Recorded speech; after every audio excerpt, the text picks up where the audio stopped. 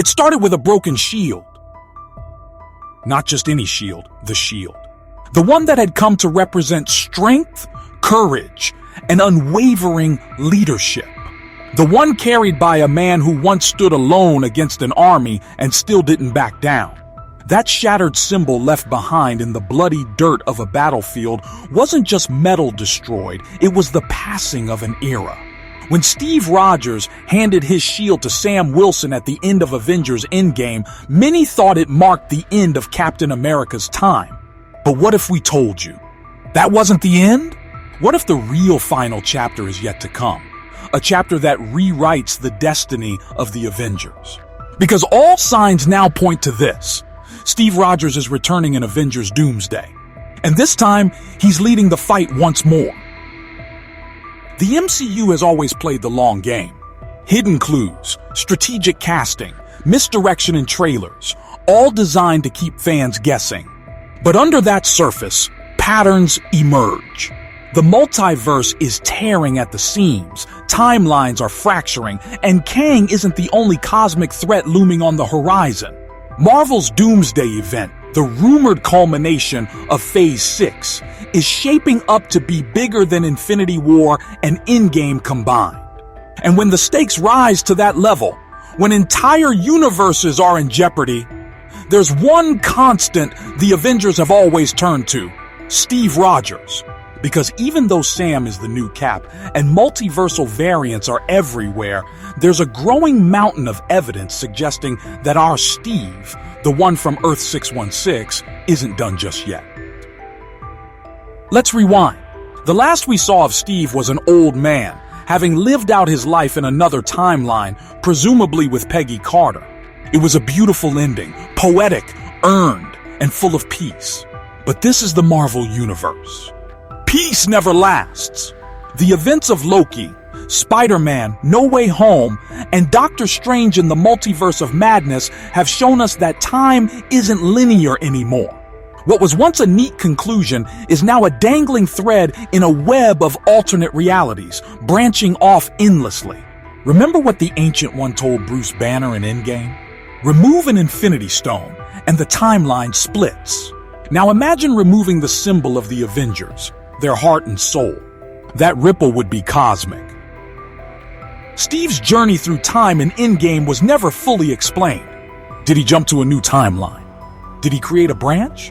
Did he live quietly in the background of the MCU's main universe, hidden in plain sight? Marvel left it vague, intentionally, because ambiguity creates opportunity. And that ambiguity is about to be cracked wide open.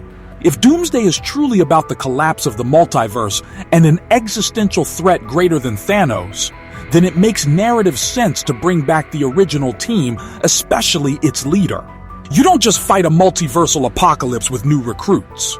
You call back the legends. And Steve Rogers is more than a legend.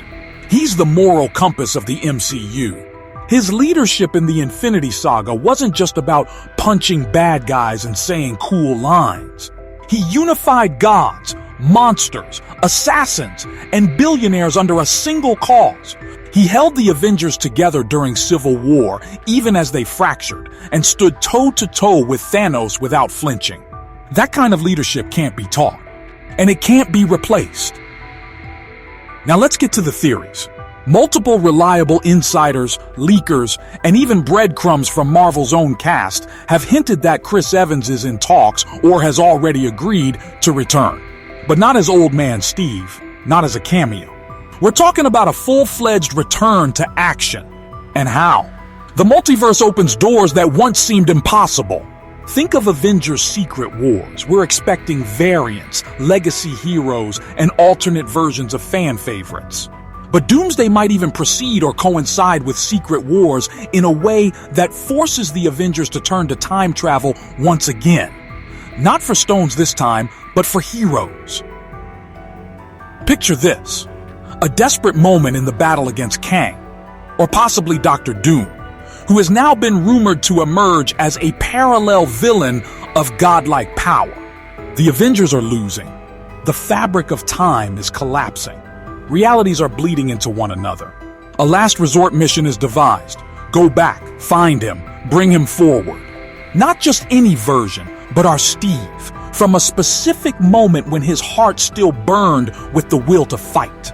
The moment before he went back to return the stones. That Steve, pulled from the edge of his own final mission, plucked from the timeline as the last beacon of unity. It wouldn't be the first time the MCU snatched someone from time. Loki was pulled seconds after the Battle of New York.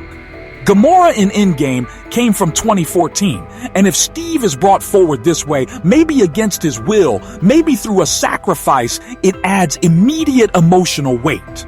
Imagine his reaction to seeing what's become of Earth's mightiest heroes. Scattered, conflicted, new faces, lost friends.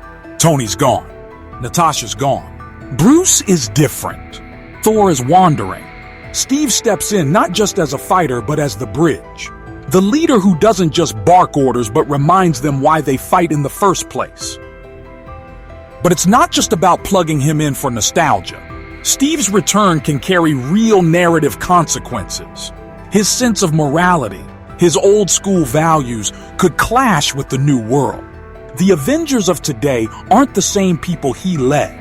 That tension could be a driving theme, not just fighting a villain, but redefining what the Avengers even mean. He could be the one to unite disparate teams. Shang-Chi, Moon Knight, Doctor Strange, Spider-Man, Sam Wilson, all under one banner. The Avengers might not just need a strategist. They might need a symbol. And Steve is the only one who can wear that weight without breaking. Then there's the emotional threat. Steve returning means he'll have to face the cost of leaving. Maybe his decision to stay in the past had unintended ripple effects. Maybe his timeline is collapsing. Maybe Peggy's gone again. The man who sacrificed everything for a quiet life might have to lose it all a second time to save everyone else. It adds tragic nobility to his arc. A second goodbye. This time not with the soft close of a dance, but in battle, shield in hand, leading the charge one last time. And what about Sam Wilson?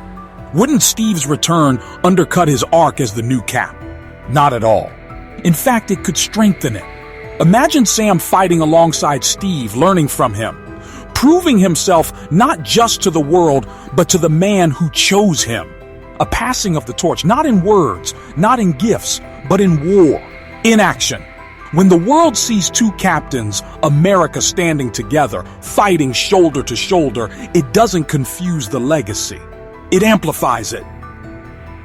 And there's a hidden angle many fans are overlooking, the TVA, with Loki Season 2 revealing the multiversal threat on a whole new level. And the TVA now working as a kind of cosmic janitor crew trying to prevent reality from imploding, Steve's time-traveling past becomes highly relevant. What if his retirement with Peggy was never approved by the TVA? What if that timeline is now in jeopardy, and Steve is pulled not by heroes, but by the Time Variance Authority themselves? Maybe they need him. Maybe reality needs him. Either way, it brings Steve out of the shadows and into the front line again. Let's talk about Chris Evans. He's always been careful with his words when asked about returning. He said things like, "It has to be perfect," or "only if it's earned." That doesn't sound like someone who's closed the door. It sounds like someone waiting for the right story. Doomsday could be that story. This isn't just another sequel. It's the finale of finales. The kind of stage that would warrant the return of someone as pivotal as Steve. It's not about erasing what came before. It's about giving the fans and the character one last hurrah in the biggest war the MCU has ever faced. And don't forget, in the comics, Steve Rogers has come back from worse. He's been frozen, aged, de-aged, turned into a Hydra agent, and returned again. His comic history is cyclical, built on sacrifice and resurrection. The MCU version has always mirrored those themes. If Doomsday truly represents the end of one multiversal era and the rebirth of another, then Steve's return is almost poetic. The man out of time, returning because time itself is breaking. Long before the skies cracked open and universes bled into each other, old Steve had seen it coming. While others tried to prevent incursions or patch timelines, he was quietly watching, listening, planning. And when Doom seized the power of the Beyonders and reforged reality into Battleworld, becoming God Emperor Doom, Steve didn't panic. He waited. Because deep down, he understood something the rest of the Avengers hadn't even begun to realize, that the key to defeating Doom wasn't just unity, it was paradox. It was bringing together the unlikeliest alliances from across fractured realities. So Steve did what no one expected from a man of his age. He disappeared into the seams of the multiverse, leaving even his closest allies unaware. What was he doing? Recruiting versions of himself. But not just any versions. Young Steve, bright-eyed, full of hope, still believing in a world that could be saved. Captain Hydra, a Steve Rogers who embraced Hydra, yet carried an uncanny tactical genius and a brutal pragmatism. And finally, the most terrifying of them all, Evil Cap, a twisted version forged in a world where the Nazis won, a violent, unrelenting machine of war with none of the moral limitations of his counterparts. Old Steve wasn't assembling an army. He was assembling a mirror, each reflection of himself holding a piece of the puzzle to defeat the impossible.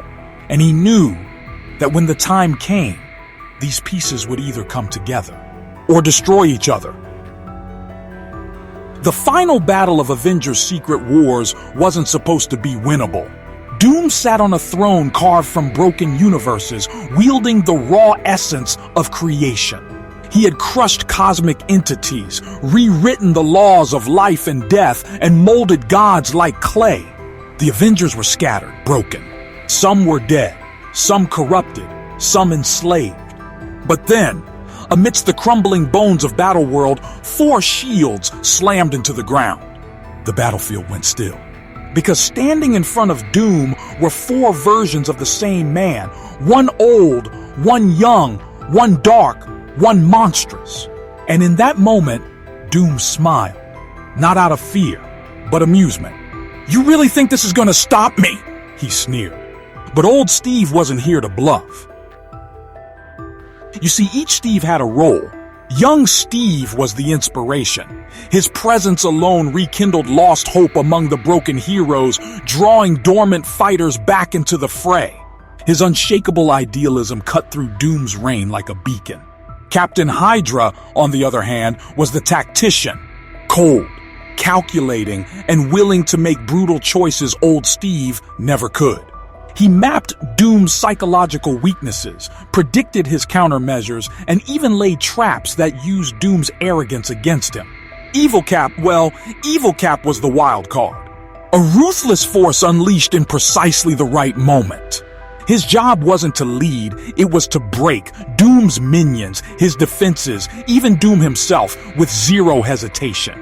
Old Steve was the glue, the only one who could hold this unstable alliance together. The strategist who had risked everything to bring them all here. But there was more. Old Steve had seen a pattern in Doom's power, a flaw buried deep in his arrogance. Doom reshaped reality, yes, but he didn't understand himself. He couldn't fathom what it meant to be Steve Rogers across infinite lifetimes, shaped by choices, regrets, and sacrifices. That was his blind spot, and that's what Steve exploited.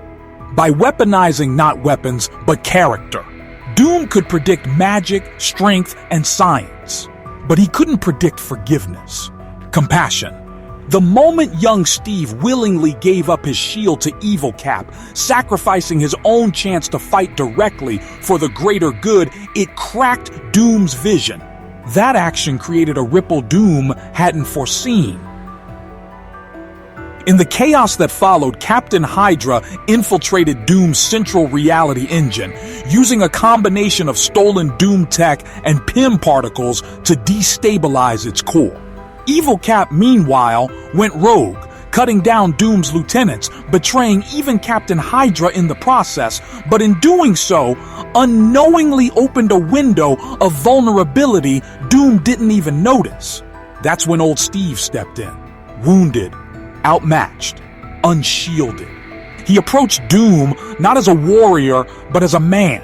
The same man who once stood up to a bully in an alleyway with a trash can lid. He looked Doom in the eye and said, "You think power makes you God, but it just made you alone." And then came the final gambit. A choice offered not to Doom, but to the Steves. Old Steve knew they couldn't beat Doom conventionally. So he made a proposal to his other selves, combined. Not physically, but spiritually. A final fusion, not of bodies, but of will. The ultimate Captain America. A being forged from every experience, every regret, every sin, and every triumph. A Steve Rogers who was young, old, righteous, corrupted, and cruel, all in one. The perfect paradox. A moral singularity even the multiverse couldn't quantify. And when the four agreed, when they gave up individuality for unity, it wasn't a weapon that hit Doom. It was understanding. And Doom, for the first time in his godhood, blinked. The impact shattered the core of Battleworld. Doom's grip on reality unraveled like loose threads in a dying tapestry. The Avengers, long dormant, surged back. Thor called thunder. Strange unleashed forbidden spells. Reed Richards, long thought dead, activated the fail-safe. But it was the perfect Steve who walked to Doom, now powerless, now broken. And he didn't strike him. He offered a hand. And Doom, exhausted, confused, looked at the man he thought he had outgrown and asked, "Why?" The reply? "Because I remember what it's like to lose everything and still choose to do the right thing." And just like that, the war ended. Not with a bang, but with a choice. Old Steve disappeared after that. Some say he died. Some say he found peace. Others believe he still wanders the edge of time, watching, waiting, because he knows that evil doesn't end. It returns, in new forms, stronger, smarter. But somewhere, in every corner of the multiverse, there will always be a man with a shield. Maybe young, maybe old. Maybe good, maybe not. But always ready, always planning. Because Captain America was never just a person. He was a promise. And that was how Steve Rogers, the old forgotten soldier, defeated a god. Not with strength, but with conviction. With the unbreakable will of four impossible men who were in the end just one.